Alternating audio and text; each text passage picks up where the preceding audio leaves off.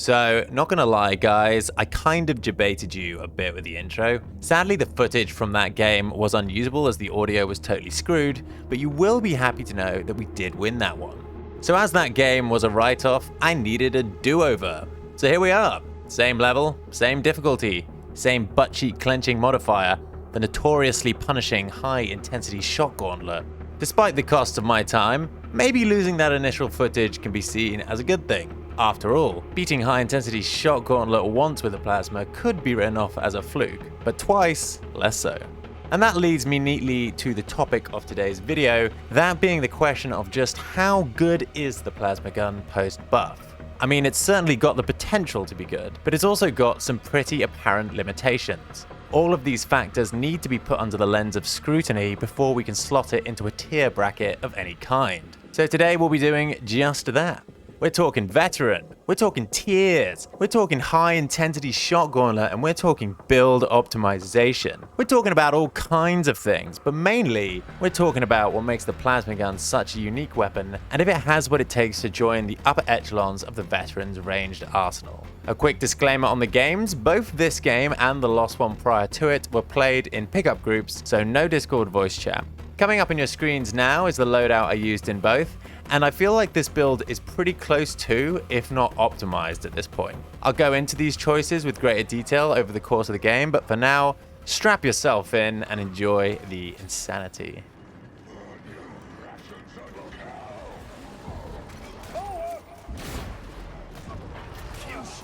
That is so dirty.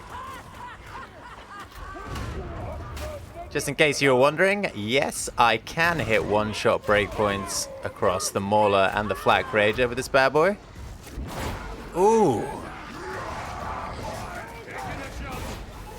I mean, I think this weapon's good, but even if you don't think it's good, you have to respect the fact that it can do cool things like that.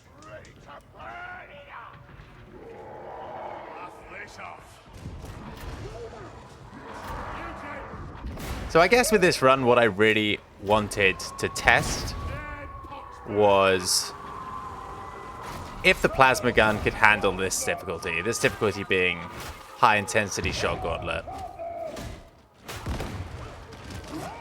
Something I found with other sort of limited guns is that ammo or magazine size, or I guess in the plasma gun's case, heat, can get in the way of being able to kill the enemies in good time.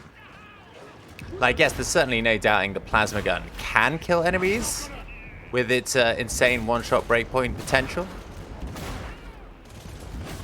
But can it do it in a sustained way, like, for example, the Bolter, the Cantrell 12 las gun. So yeah, that's what I really wanted to figure out with this run.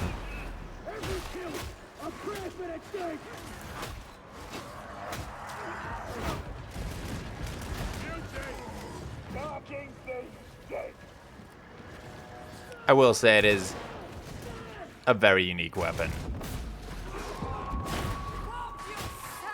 Not having an aim down sights is actually kind of liberating in a way. It does almost feel like a gun from a Doom game. And I mean that in the fondest possible terms.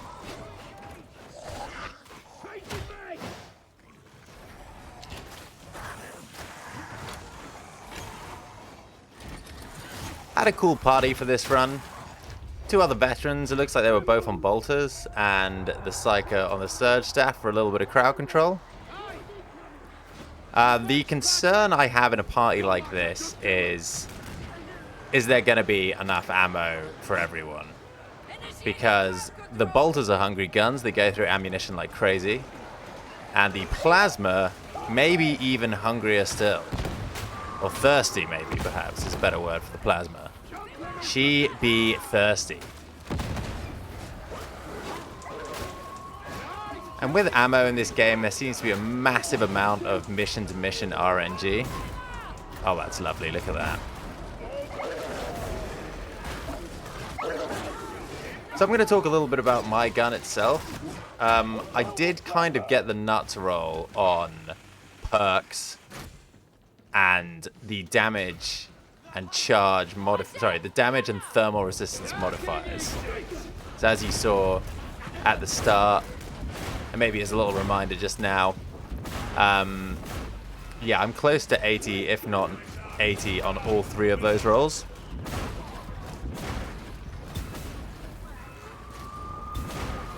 This is a nice example of how, with a good little bit of heat management, it can actually keep volley fire refreshed all the way through till the recharge.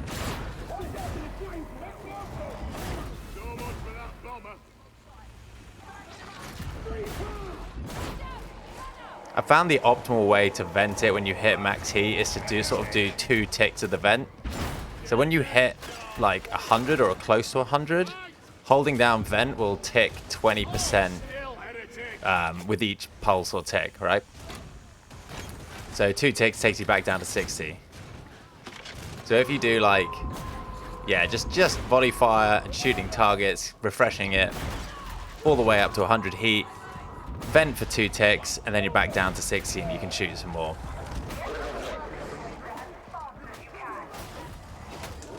One thing that the plasma gun does not handle well at all is dogs. Really, really bad damage on the dogs. Like laughably bad. I don't know why. Like the muties die easier and more quickly than the dogs do.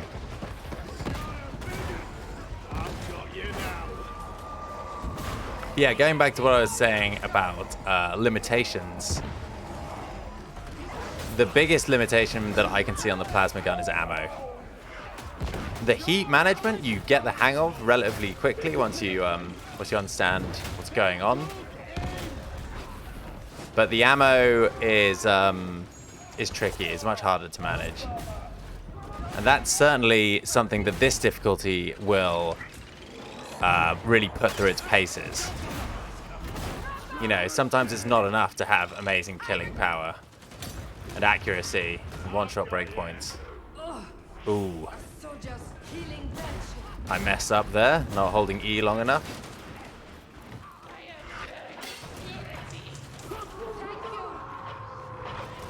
That was a bit unfortunate. I think a millisecond longer and Sarah would have been out of that net. Oh dear. So this was really confusing rewatching the footage on, because I have no idea where this Tox Flamer was. And looking at the flame on the floor there, it almost feels like I got wall hacked or something.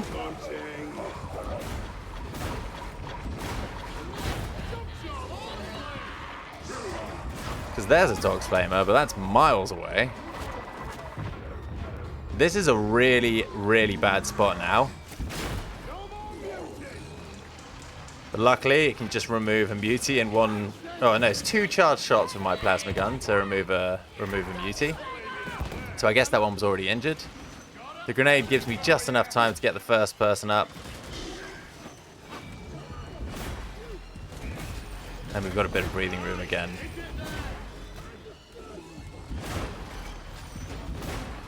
And that right there, God, I almost wish I could like slow motion rewind. Hello, future Johnny here. As it turns out, I can do that. Watch. No, just again.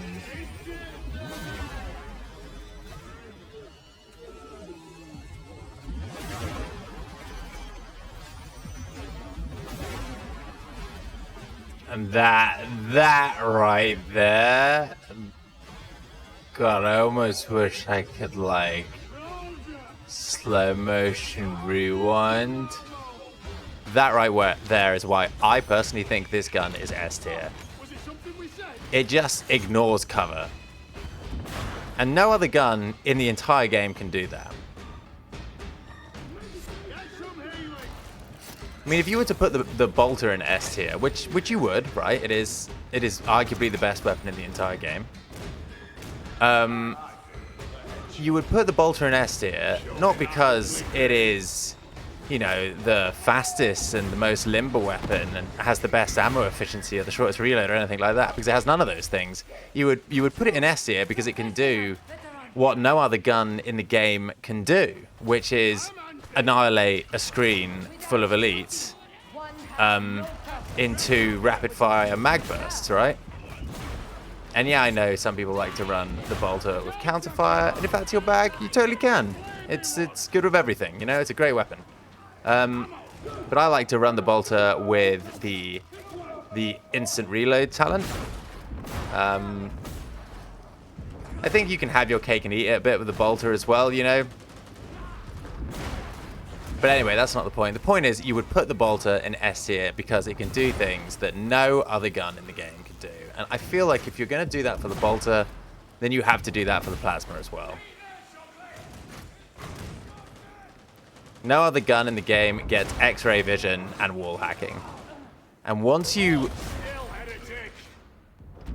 It's another moment right there, ignore the box. Yeah, once you kind of get used to what it can and can't shoot through as well, you know, sky's the limit. You'll see some like questionable shots in this run as I like shoot things that you're like, well, that's a wall, dude. Why are you shooting a wall? And the answer is because I want to see if the bullet can go through it, or the projectile, sorry, you know? Oof, that was not a good value F there.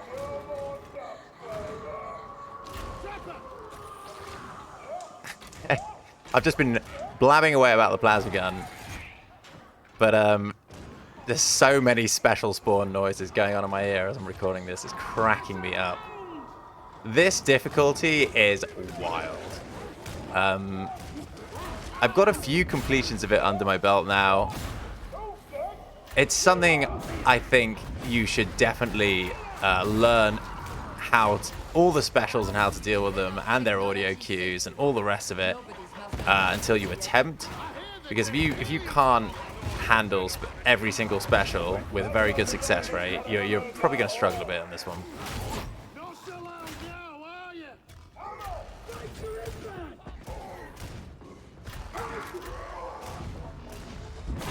Oh, those charge shots are so good. Yeah, so it's quite a high skill ceiling weapon. Sorry, quite a high skill floor weapon, the plasma. I think as well, you really, really want a well-rolled one. You know, some weapons, you don't really need a huge amount on them to get the most out of them. You know, with a bolter, it can pretty much have whatever on it, as long as you've got pinning fire and rending as the blessings. You're good, pretty much, you know?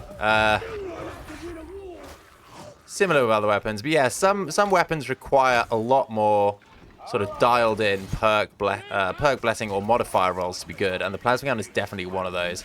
Like, the one I have has, the reason I use it is because it has 25 versus flak and 25 versus maniac, which is the absolute best roll you can get on this gun for perks. And it also has really good damage modifiers, but I'd be lying if I said I was 100% happy with it, because I really noticed that 55% ammo stat. And in an ideal world, I'd have that up at 70. Like, I'd have a 380 plasma gun with 80, 80, 80, 70, 70 stat distribution, with the 70s being in ammo and charge time. But that is just, like, pretty much going to be impossible because of the way they've designed this its awful RNG-based crafting system in Darktide. But maybe one day the good Emperor will smile down on me.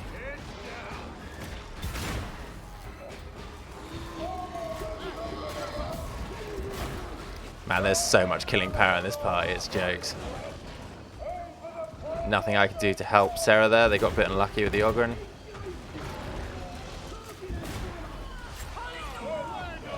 Not having much luck hitting this thing's head. Show me that ugly grin.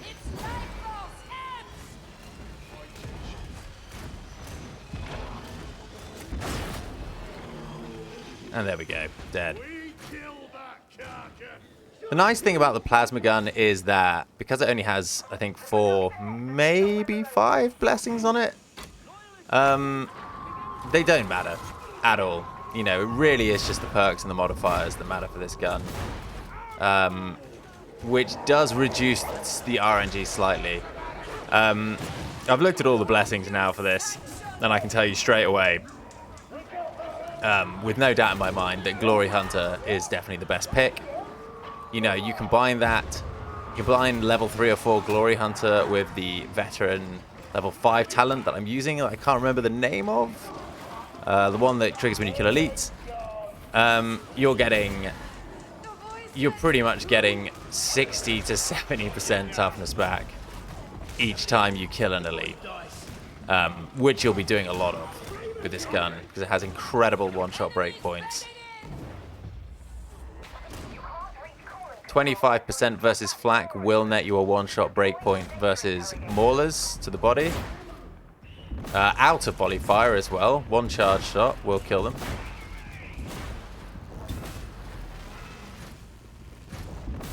Oh my god. Sometimes just like watching yourself play in the past is so cringe. Just could not hit that guy behind the box there. The other thing you'll definitely want on the plasma gun for sure is 25% versus Maniac. It doesn't have the best Maniac armor damage, but between your volley fire and that perk roll, you are able to get still able to get really good one-shot breakpoints versus Maniacs. So you can build to sort of overcome that weakness.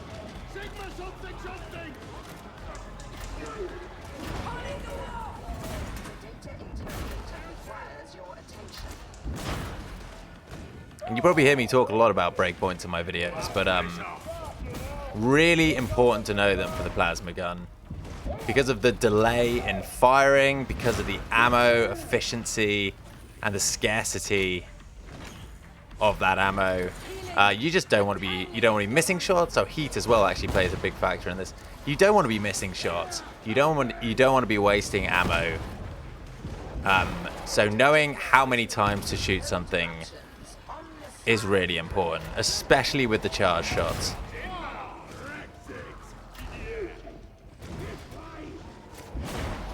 For me, for this gun, I think I said earlier, it's 2 charge shots to the body to kill a mutie. I can't remember. I don't think it is 1. I don't think there's a single one-shot breakpoint I can hit on the mutie. Don't think that's possible with the plasma. But it is so good at killing snipers, as you're seeing here.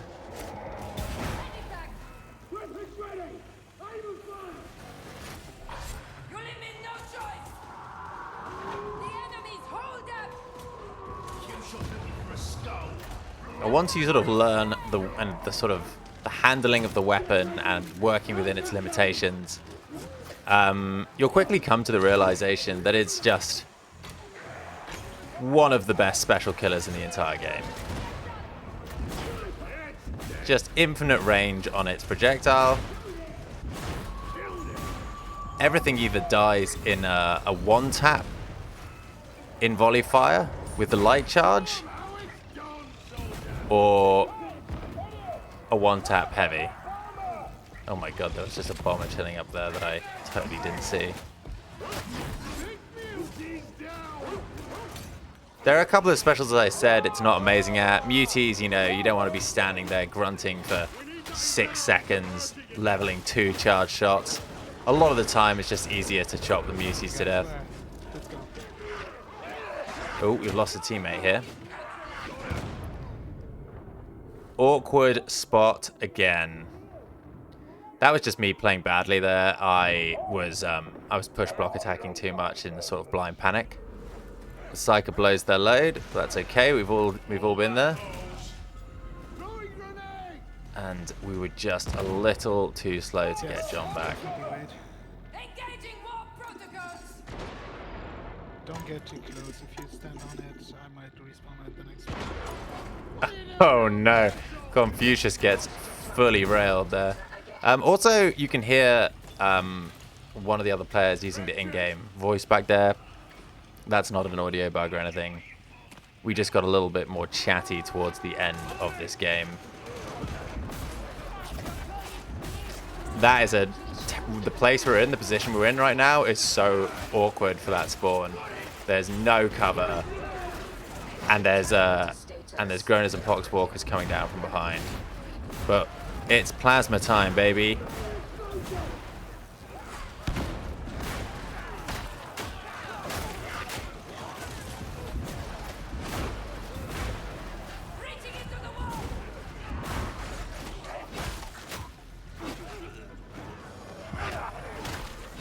Plasma gun is quite good at really dense horde or dense enemy amount oh shit moments.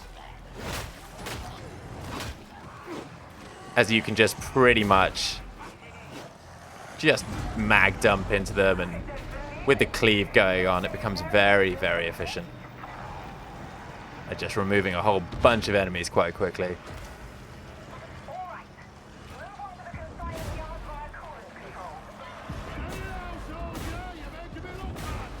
I think the nicest thing about that, about the patch that changed it for the better, is that you're just not locked into running both reload talents now.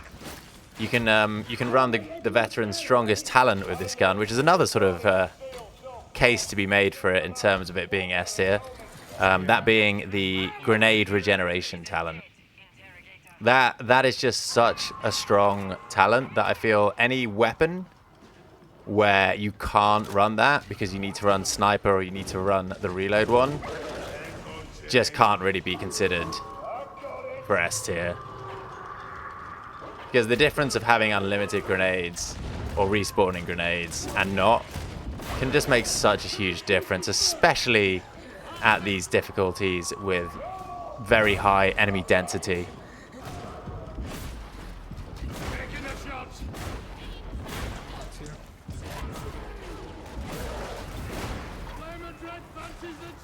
It really is amazing what one patch can do for a weapon.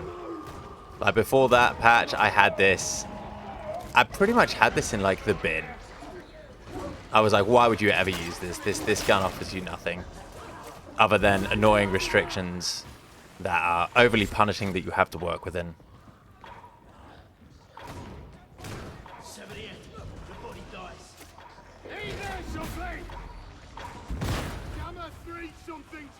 Talking about the difficulty for a moment here, it feels like the special spawns occur sort of every, I want to say like every 120 seconds, every 2 minutes. It just feels like non-stop.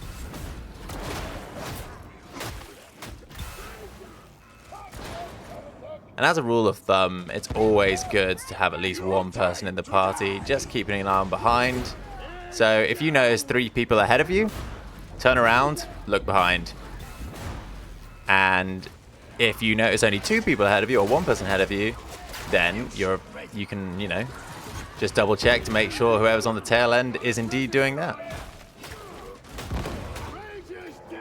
See, right here, these kind of situations, just being able to throw grenades willy-nilly, make space, not have to worry about getting overwhelmed in melee.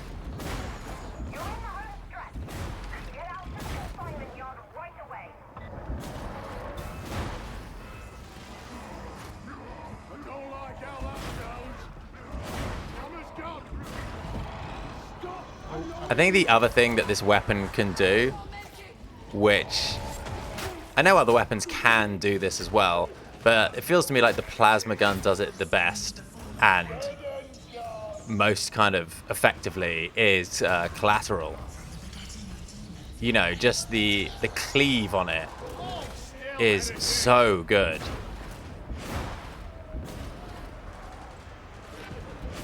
Just if you have those moments where 2 guys run past each other and you shoot at the right moment, they will, you know, they just evaporate. I think it can kill... It can cleave 2. Don't quote me on that. Not 100% sure. I should know that, but I don't.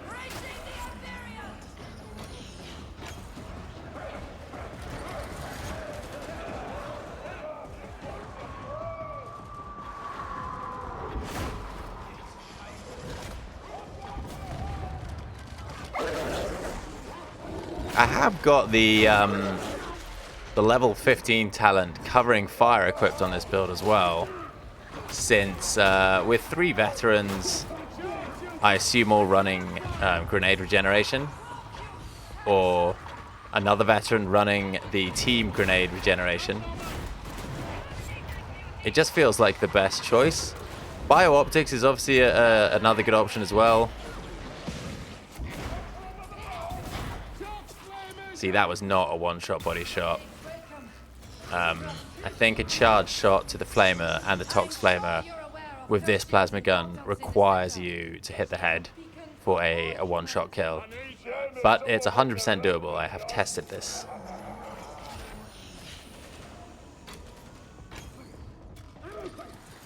I haven't really noticed covering fire doing loads in this game. At least in regards to people's toughness. It's kind of hard to measure the effectiveness of that talent. But if there was a weapon... Sorry, I didn't want to interrupt John Aimer there. But if there was a weapon that covering fire would be good on, the plasma gun's definitely it. It's got a very quick pull-out time, so you can just whip it out, throw a shot into a crowd, give people back some toughness, a little damage boost, and switch back to your melee weapon. Yeah. You should save it. Yeah, right. Show me that ugly grin.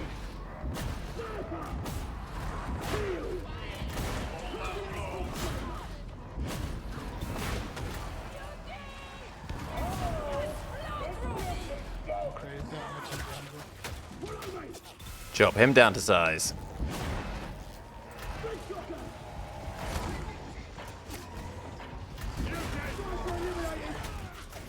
I think even though it does take 2 charge shots to kill the mutants, it's just great knowing that even putting 1 shot into them is just going to make them so much easier to kill for the rest of your team. The bolter is probably a little superior at killing the muties, but it's also more ammo intensive as well. Would be easier to try to train out of here. Many of the tracks, signal meters, and I don't think the plasma gun is quite on the level of the bolter, because even within tier brackets, you know, there's going to be the winners of the tier and the slightly lower down on the tier, but yeah. It still works in ways that are totally unique, and its killing power with the correct breakpoints set up on it is amazing. And I really personally enjoy weapons that that take a while to learn. You know, they're more rewarding, they're more fun. It is fun playing with something like the Shredder Auto Pistol, which is again probably another S tier weapon. For 1 or 2 games, but then after a couple of games of just holding left click and annihilating anything, you're like, oh, this isn't really that fun.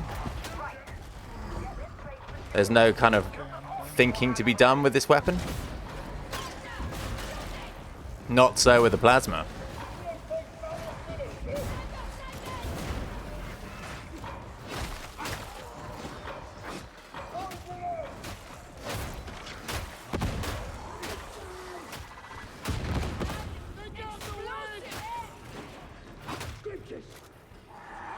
And that was so unlucky there with Sarah.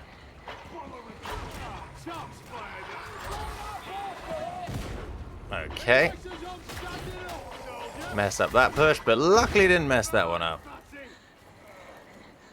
In High Shock, it's pretty much always the specials that are going to get you in the end. You know, assuming you're coming into High Shock from just regular high intensity damnation, you're probably used to dealing with shooters by now. You're probably used to dealing with you know, mass elites and how to handle them. What does seem to be the sort of the inevitable war of attrition in this difficulty is just the relentless amount of disablers, flamers, and poxbursters. Because these enemies just don't care about your health and your toughness.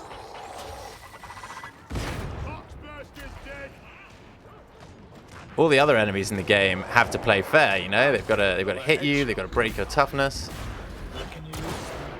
And only once your toughness is under 100 can they actually start doing damage to your HP. Or in the case of gunners, they have to completely get rid of your toughness to do any damage to your HP. But the specials, they just don't care.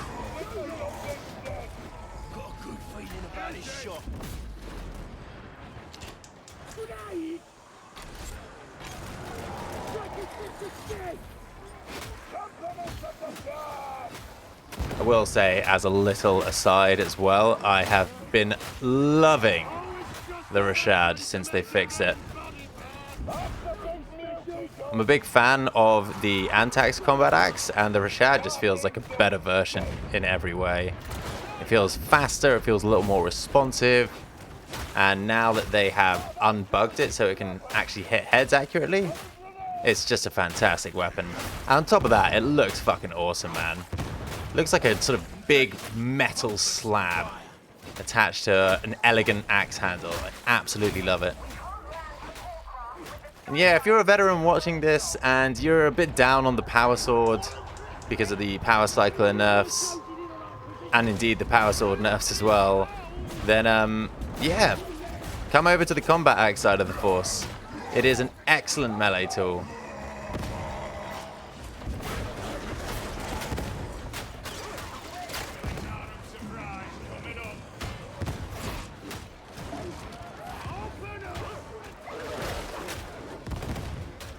So many grenades getting thrown right now, it's great.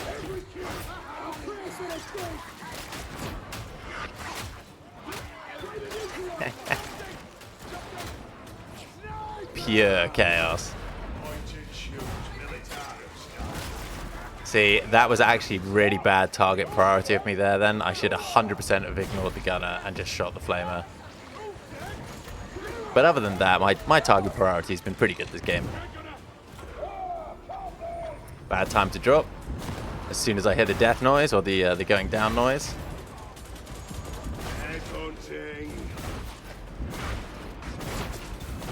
I mean, look at that. It just saves your life sometimes, man. My toughness was almost gone. I was getting shot to hell. You press F. You just start unloading into elites with Glory Hunter and the level 5 talent, and you're fine. And you can't be shot to death. So strong.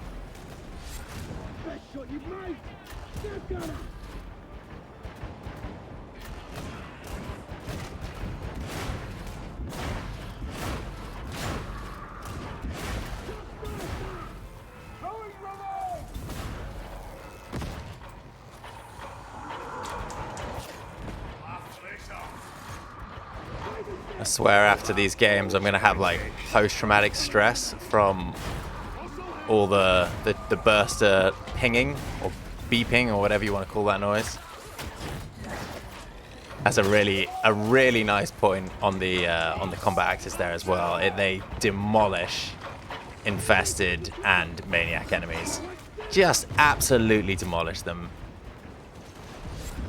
So they make a very nice complement to the plasma that does not necessarily love those enemies. I mean, my one obviously doesn't care about maniacs, but I really struggle to do anything to dogs with this, so I just use the axe. Case in point.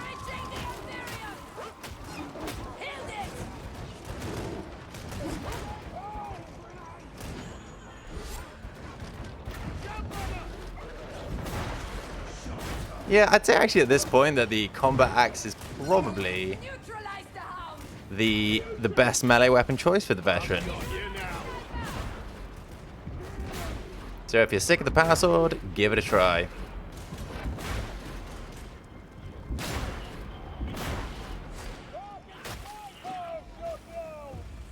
Let's go back to the train where we camped out there. Okay, we are on the home stretch now. He pings the train carriage here. I never normally hold that area, but I thought, you know what, fuck it. Let's just follow this guy. He's got an idea of what he wants to do. Everyone's playing well. It's been a nice team. So yeah, give it a go. Whoa, just dodged the sniper there. Don't know what I hit there, but it was not the sniper.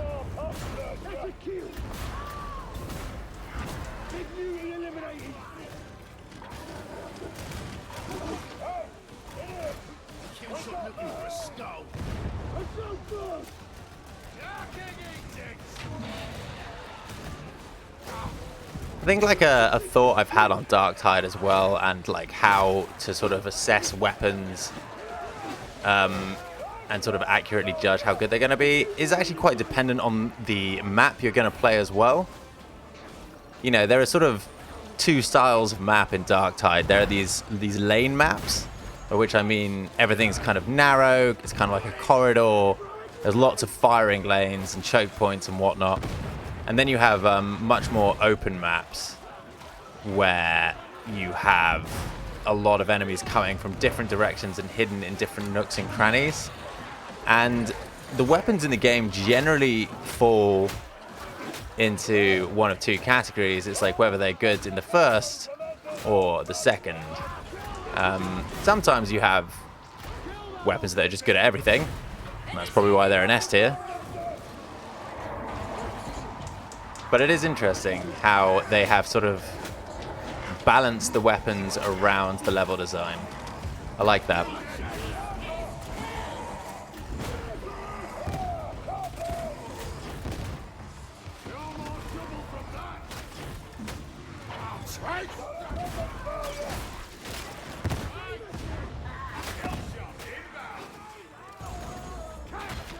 This is just a train carriage of death.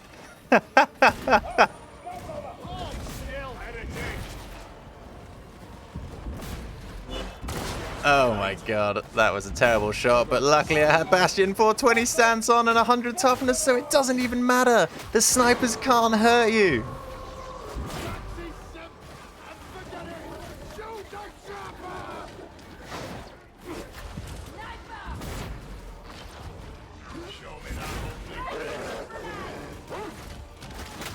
And the other, perhaps maybe the biggest selling point of using the plasma is just how cool it looks and sounds. Dude, I cannot hit guys on that ledge for the love of money.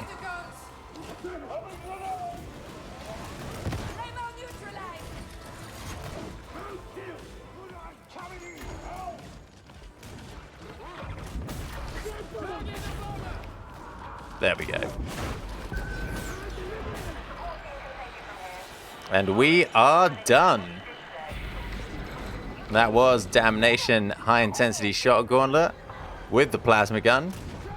That was the, yeah, as I said at the start of the video, the second success I had on this map after losing all my footage to bad recording. Well done, folks. He was nice, that chap, Mr. John Amer. Everyone in that mission was safe.